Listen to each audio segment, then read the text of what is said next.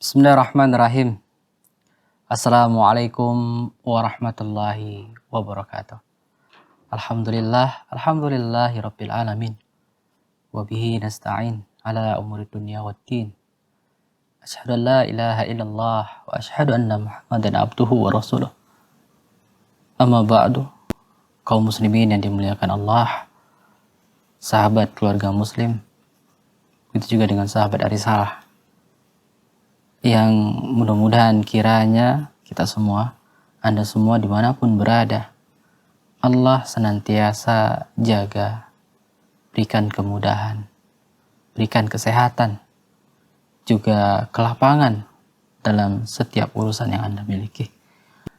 Kembali dalam acara kita di Nu'min Sa'ah. Mari sejenak menambah keimanan kepada Allah, berhenti dari kesibukan duniawi, mengejar dunia yang tiada ada habisnya, yang dengan memperbaharui sebentar sejenak dari keimanan kita, mudah-mudahan membawa dampak positif yang lebih banyak, membuat setidaknya diri kita semakin yakin dengan adanya Allah, dengan segala ketentuan yang telah Allah takdirkan kepada kita. Kaum muslimin yang dimuliakan Allah, ada perkara yang amat sangat penting yang mungkin kita sudah sering mendengar kalimat atau kata tersebut, tapi berat terkadang untuk aplikasinya, untuk mempraktekannya, untuk mengamalkannya. Bahkan ulama-ulama kita terdahulu, mereka semua ketika berbicara tentang kata ini, mereka pada tidak berani, dalam artian tidak berani mengklaim bahwasanya dia sudah memilikinya atau dia sudah melakukannya. Tapi mereka hanya mengatakan, saya akan berusaha dan terus memperbaikinya. Dialah niat yang ikhlas. Ikhlas, kalimat yang sederhana, kalimat yang simpel, yang setiap orang hampir tidak pernah yang tidak mendengarkan. Kalimat yang ketika seseorang dia mendapatkan musibah, ditimpa penyakit, kehilangan barang yang dia miliki, atau ditinggalkan orang yang dia sayang, sering kalimat sabar dan ikhlas. Ikhlaskan. Ya, kalimat yang mungkin mudah untuk diucapkan, tapi berat untuk pengamalannya. Nah, kita berusaha. Kita akan berbicara tentang kalimat ikhlas ini. Ikhlas lillahi ta'ala. Ikhlas hanya karena Allah. Yang pertama, ikhlas itu sendiri artinya adalah tulus, murni, atau tidak bercampur. Maksudnya bagaimana? Ini maksudnya tercermin dalam hadis Nabi, innama a'malu binniyat wa innama likulli imri'in ma nawa. Rasulullah katakan dalam hadis ini, innama a'malu binniyat. Setiap amalan itu tergantung pada niatnya. Dan dia akan kembali atau berpulang kepada apa yang dia niatkan. Ketika dia berniat benar-benar lillahi ta'ala, maka dia akan dapatkan apa yang dia inginkan.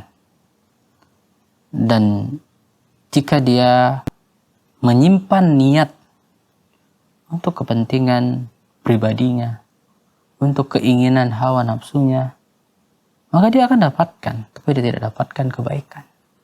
Sebagaimana asbabul khuruj, sebab turunnya hadis ini, hadis innama a'malu binniyat, yang sudah masyhur kita dengar dan kita dapatkan hampir setiap dai, setiap ustadz ketika berbicara masalah niat membawakan hadis niat yang satu ini, hadis yang cukup panjang dari Umar. Di sana seorang pemuda yang dia keluar ikut hijrah dikarenakan wanita yang ingin dia nikahi pergi berhijrah ikut bersama Rasulullah, dan dia tidak mau meninggalkan berpisah dari wanita tersebut sehingga dia pun ikut hijrah. Maka Rasulullah menyampaikan segala perkara amalan itu tergantung pada niatnya. Hijrah amalan yang besar, amalan yang dibalas dengan kebaikan yang luar biasa. Tapi ketika niatnya untuk perkara dunia, maka dia hanya mendapatkan balasan dunia itu. Dia mungkin bisa menikah dengan wanita yang dia inginkan. Begitu juga dengan kita. Ketika kita hijrah, kalimat yang akhir-akhir ini sedang populer. Ketika seseorang berubah dari kebiasaan buruknya menjadi kebiasaan baik. Berubah yang di awalnya tidak berhijab, kemudian dia berhijab. Berubah yang awalnya dia selalu nongkrong di kafe-kafe, nongkrong di bar-bar, minum minuman keras, main wanita dan lain sebagainya, dia tinggalkan. Kemudian dia berubah. Atau hijrah ketika dia berada kerja di bank, kerja di tempat-tempat riba, di tempat-tempat yang Allah haramkan. Kemudian dia ganti. Yang awalnya dia bergelimang dengan harta kemewahan, kemudian dia harus hidup sederhana. Hidup pas-pasan tapi dia bahagia. Ya, masih banyak lagi kata-kata hijrah yang kita dengar, yang kita dapati dalam masyarakat kita. Namun kembali pada satu hal. Bagaimana dengan niatnya? Apa yang kau niatkan ketika engkau hijrah? Kalaulah niatmu benar-benar lillahi ta'ala, maka niatmu itu akan diuji. Allah akan uji. Tidak ada orang yang hijrah kemudian dia enak, senang-senang, bahagia-bahagia aja dengan hijrahnya. Sebagaimana para sahabat. Para sahabat ketika mereka hijrah, yang sebelumnya mereka bergelimang dengan harta ketika berada di Mekah, kemudian harus hijrah ke Madinah, mereka harus meninggalkan hartanya yang begitu banyak. Yang masih banyak cerita-ceritanya. Insyaallah kita akan lanjutkan sahabat Arisa dan sahabat keluarga muslim setelah beberapa jeda berikut ini.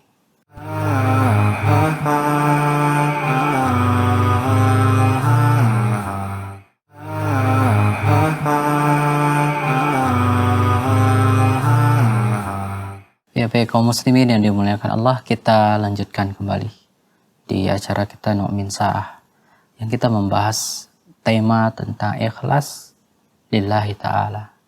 Ikhlas hanya karena Allah, hanya untuk Allah. Kenapa pentingnya ikhlas dalam setiap segala amalan yang kita miliki? Karena syarat di antara syarat diterimanya amal ibadah kita, apapun itu amal ibadah yang kita lakukan, di antaranya adalah ikhlas.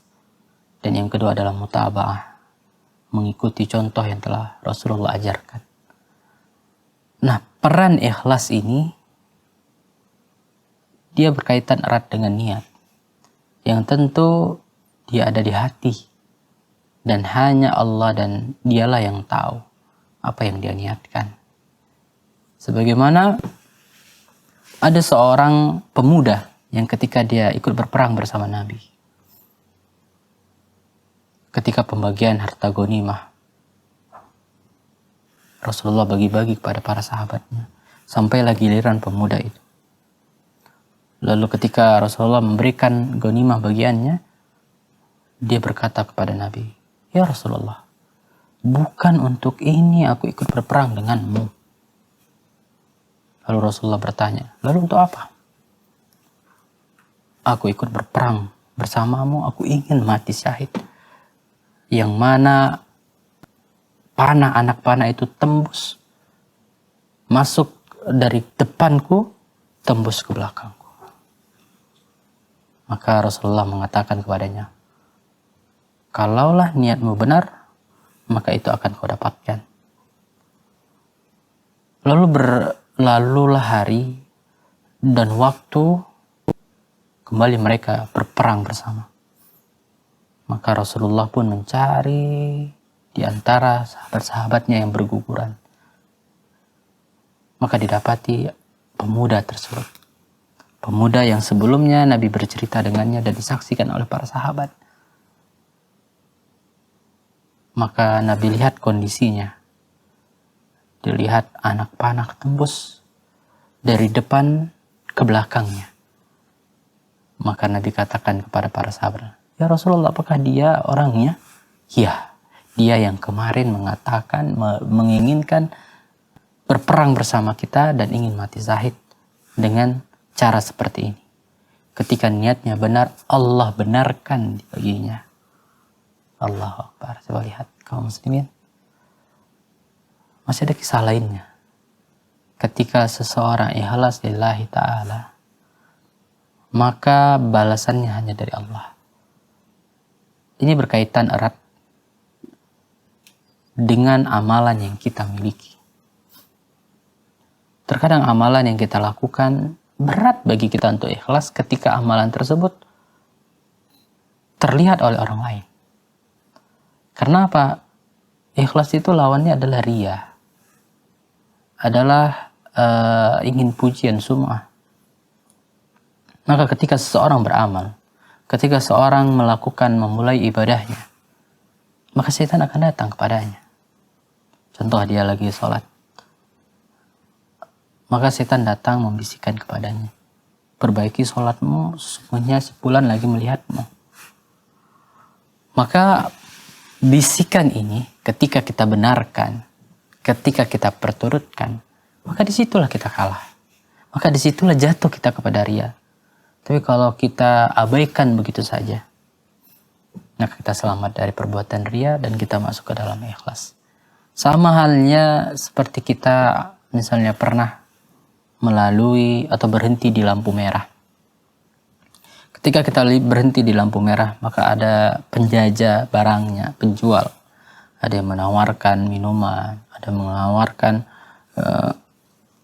mainan dan lain sebagainya.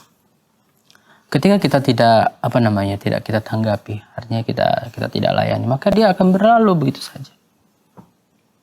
Begitu juga dengan keikhlasan yang kita diuji oleh syaitan, yang dia menggoda agar merusak amal kita.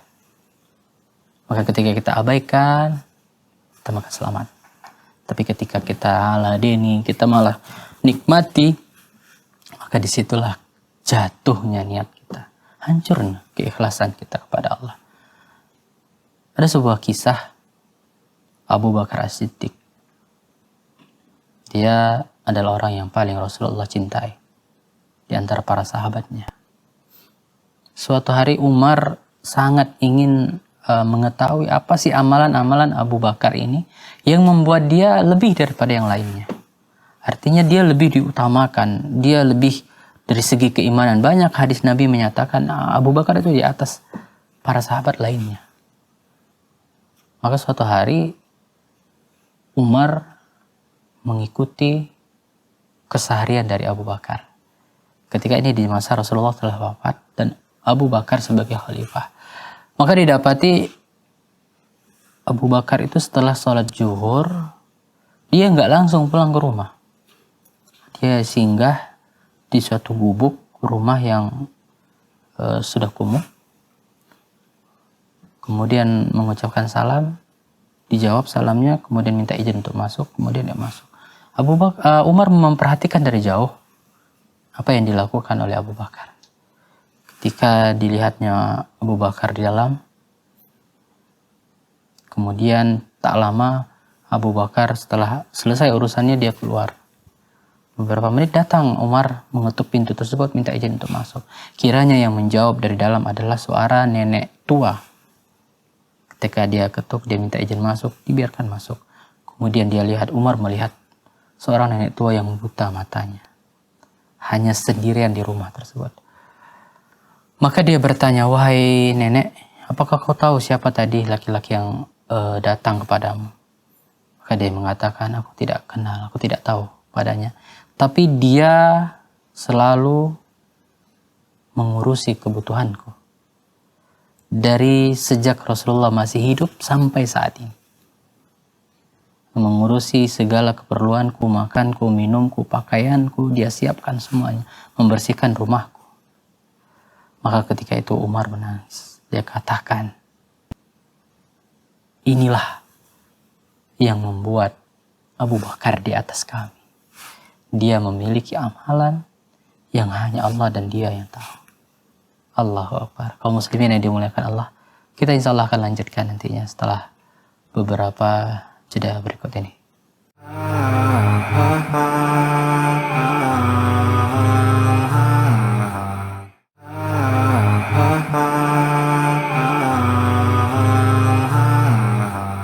Kaum muslimin yang dimuliakan Allah Subhanahu wa taala, alhamdulillah kembali di segmen yang ketiga.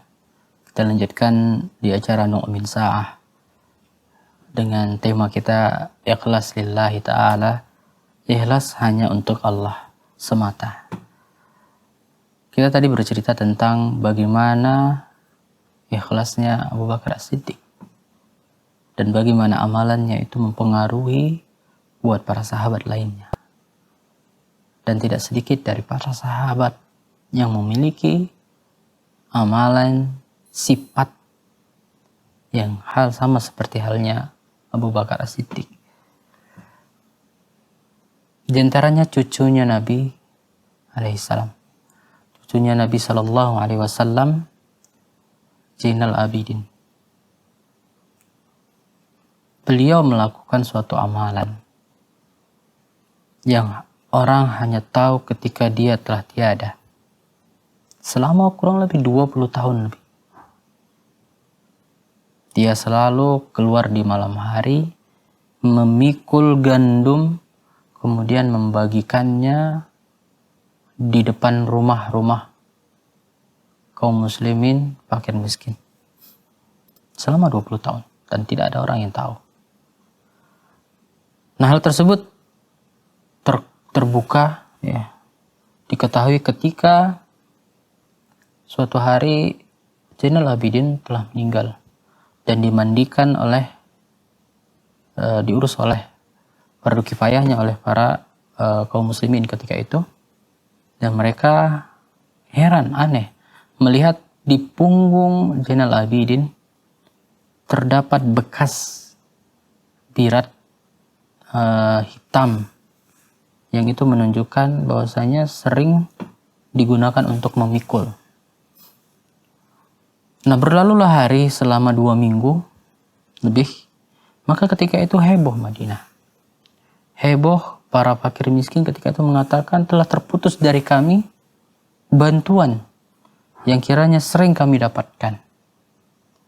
Maka diusut punya usut, diketahuilah hal tersebut karena kematian dari Zainal Abidin. Masya Allah, amalan yang luar biasa. Yang bahkan keluarganya sendiri tidak mengetahui apa yang dia lakukan. Mengapa kita perlu butuh perkara yang seperti ini? Wahai kaum muslimin, kalaulah kita sering melakukan atau pernah melakukan suatu dosa yang tersembunyi, as-sarair, yang dosa tersebut hanya kita dan Allah yang tahu. Kita lakukan ketika kita sendiri, ketika kita tidak ada orang lain yang melihat, kita lakukan dosa tersebut. Ini yang pernah terjadi pada Imam Ahmad bin Hanbal. Ketika ada seorang pemuda yang bertanya, wahai Imam, bagaimana menurutmu dengan syair ini?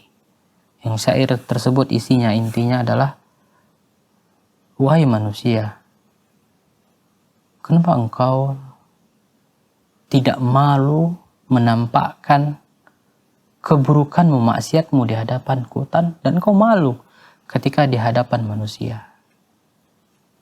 Engkau menjaga aibmu atau tidak melakukan keburukan ketika di depan manusia. Namun ketika engkau tidak ada bersama manusia, hanya sendiri, dan di hadapanku kau menunjukkan maksiatmu. Allah, di sini bentuk menunjukkan bagaimana kita harus berhati-hati dalam perkara as-sarair. Kalaulah kita pernah melakukan dosa-dosa as-sarair, tersembunyi, maka imbangi, maka hapuskan dosa tersebut dengan kebaikan yang juga tersembunyi, yang hanya Allah dan kita yang tahu. Yang kita berharap dengannya bisa menghapus dosa-dosa yang kita lakukan. Dan amalan tersebut jauh lebih bisa kita ikhlaskan dibandingkan dengan amalan yang terlihat oleh manusia. Seperti misalnya kita sholat berjamaah di masjid. Orang tahu, oh, dia orang yang selalu ke masjid. Atau dia adalah orang yang selalu ikut majelis ta'lim. Itu amalan yang mungkin orang tahu.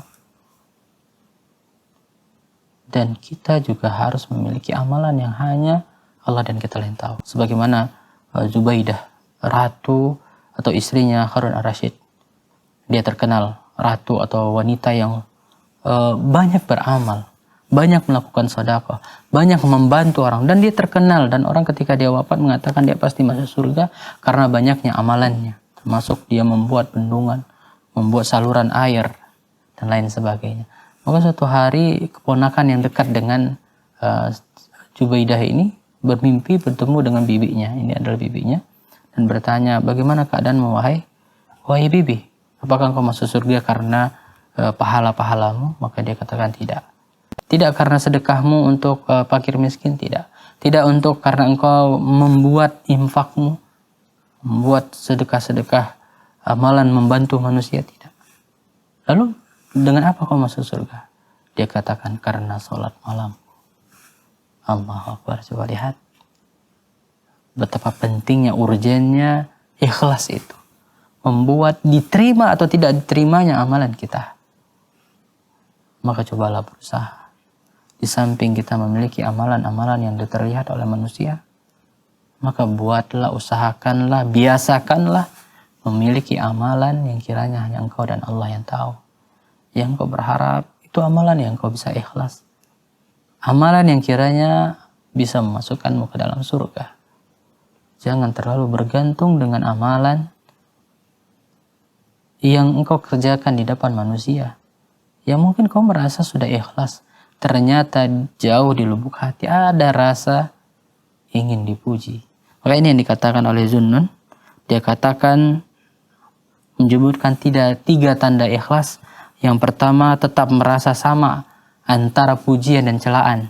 Yang kedua, melupakan amalan kebajikan yang telah dia lakukan. Yang ketiga, mengharapkan balasan hanya di akhirat, bukan untuk dunia. Ya, kaum muslimin yang dimuliakan Allah, mudah-mudahan kiranya bermanfaat apa yang kita bawakan di kesempatan kali ini.